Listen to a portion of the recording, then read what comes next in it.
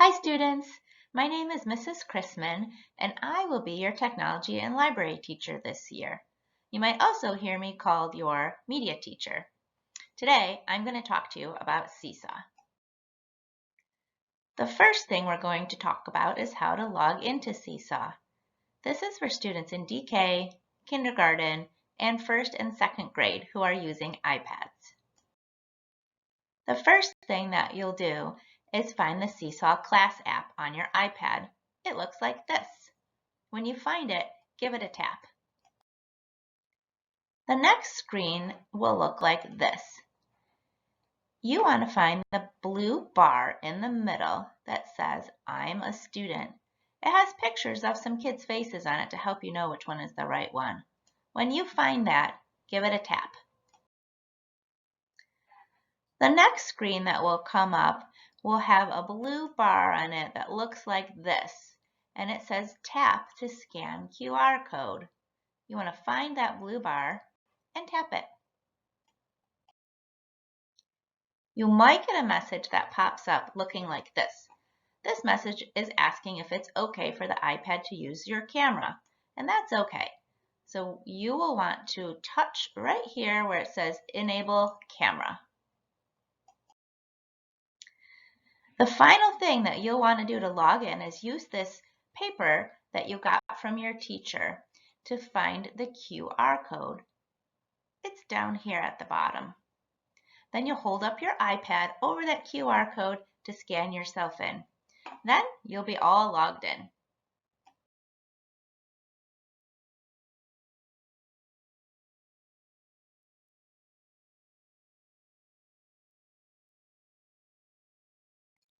Hi students, it's Mrs. Chrisman and I will be your technology and library teacher again this year. You might also hear me called your media teacher. Today we're going to talk about Seesaw. The first thing that we'll cover is how to log in. This is for students in grades 3 through 5 who are using laptops. The first thing you'll want to do is open up a web browser. You can use Google Chrome, Microsoft Edge, or Firefox, whichever you prefer. And then up near the top in the address bar, you're going to type in app.seesaw.me. And then you'll press your Enter key. The next screen that you'll see is this one, and you will want to find the blue bar in the middle that says I'm a student. There are two kids' faces there to give you a picture clue. This is the next screen you'll see, and you want to look toward the bottom of the screen right here where it says text code. You'll be typing in a code that you got from your teacher to log into the class. This is the paper that you got at orientation that has your text code on it.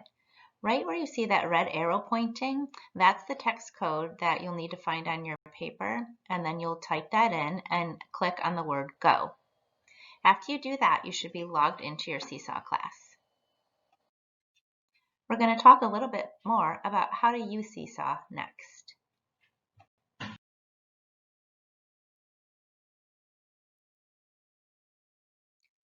The next thing that we're going to talk about is how to locate your different classes and also how to use tabs in Seesaw.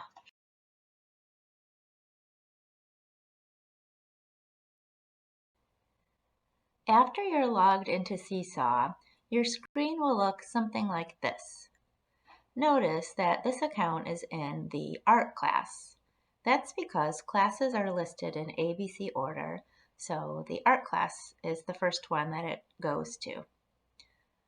When you want to switch classes, what you'll do is find your name in the top left corner and click on your name.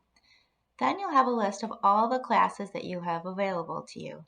Notice that this is the art class and it has a little picture here of a paint palette. If I scroll down, I can see my library and technology or media class has a little picture of a robot.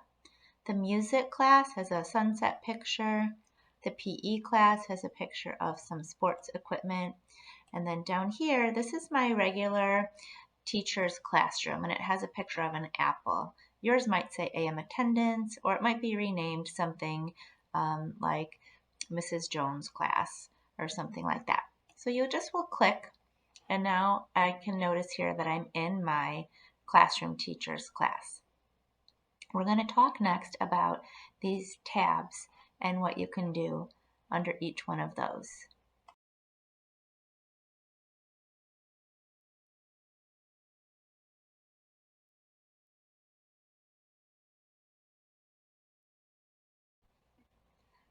Next, we're going to talk about tabs. Over here I have 3 tabs. This first one is the journal tab. If I have any activities that I've finished and turned in to my teacher, they will show here. Right now there isn't anything in this journal, but once things are completed, that's where you can see them. The middle tab is the activities tab. I've got an activity here waiting for me to do, so I can find it in my to-do section right here. There's also this orange check mark, and that's the in progress section. So if you are ever doing work and you save it as a draft, you will find it in the in progress section. And then here's my section where the activities that are done are located. So that is going to be the same thing that I'll see in my journal tab, but I've also got it listed here under my activities. We're going to talk about how we respond to activities in the next section. The last tab is the inbox tab. You can find messages in the inbox from your teacher. So here's a message over here that's in the inbox. And you can also see notifications about any activity that happens in your journal. For example, if a parent or a teacher adds a comment to one of your activities.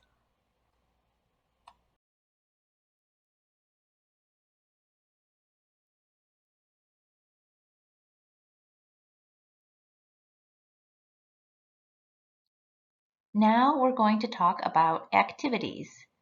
You can think of activities as assignments that your teacher has given you to complete.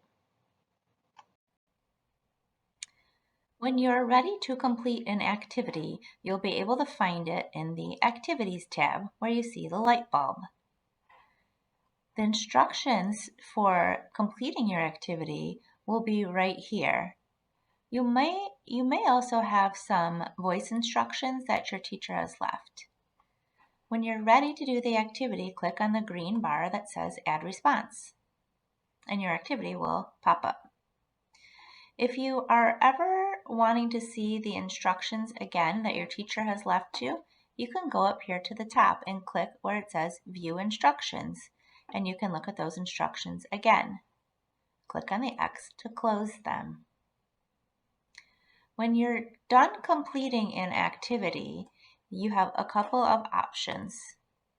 If it's something that you would like to go back and work on again, or maybe you haven't finished it all the way, you would click on the orange check mark that says Draft. And that's going to save it in your In Progress folder, and you can go back and work on it later. If you are all done with an activity and you want to turn it into your teacher, you'll upload it by clicking on the green check mark here. And then it will upload, and now it will show in your journal. And also, if you go to your Activities tab and click on Done, it will show in there as well. That's how you reply to activities. Now that you know how to find activities and respond to them, we're going to talk about the tools that you can use in Seesaw while doing those activities.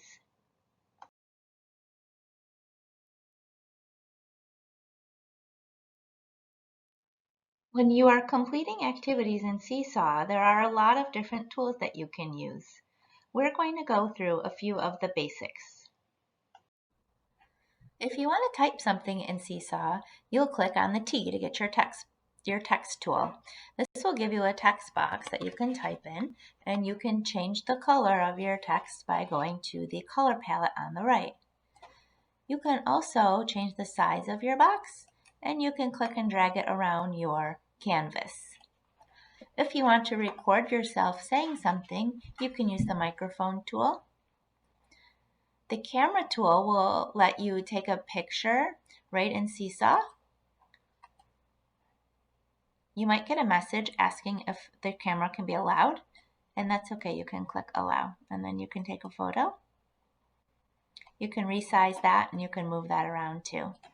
You can also take a video under the camera tool, or you could upload a photo that you have saved somewhere else on your device. The three dots has shapes that you can click on and add to your canvas. You can move those around, you can make them bigger or smaller, and you can also change the color of them by going over to the color palette. Also under the three dots, you have your background that you can change by clicking, and you can add a link. Along the bottom, we have the Move tool. Sometimes it might be called the Hand tool or the Finger tool, but you would click on that if you ever wanted to move something around. Also, if you want to click on a link, you should be on that tool. The rest of the tools along the bottom are writing tools. We have a pencil and a pen and a highlighter and a glow pen, and this last one is an eraser. You can change the color of the tools the same way you did with other things by just going to this color palette and finding the color that you'd like. You can also change the size of these writing tools by clicking. After you've clicked on them, click on them one more time, and then you can change the size of the line that that tool will make. The eraser, if you click on that and just drag over what you want to erase, that will get rid of anything that you want to erase. You can also use this button up here. This is your undo button. So if you ever do something and you want to change it, you click your undo button. And then this button is your redo button. If you want to redo something, you would click there. If these tools are ever in your way while you're working, you can click on this button right here, and that will hide your tools. And then you can click again to get them back. Those are some of the basic ways that you can use tools in Seesaw. I hope you learned a lot about Seesaw and how to use it for completing your activities. If you have any questions, I'm always here to help.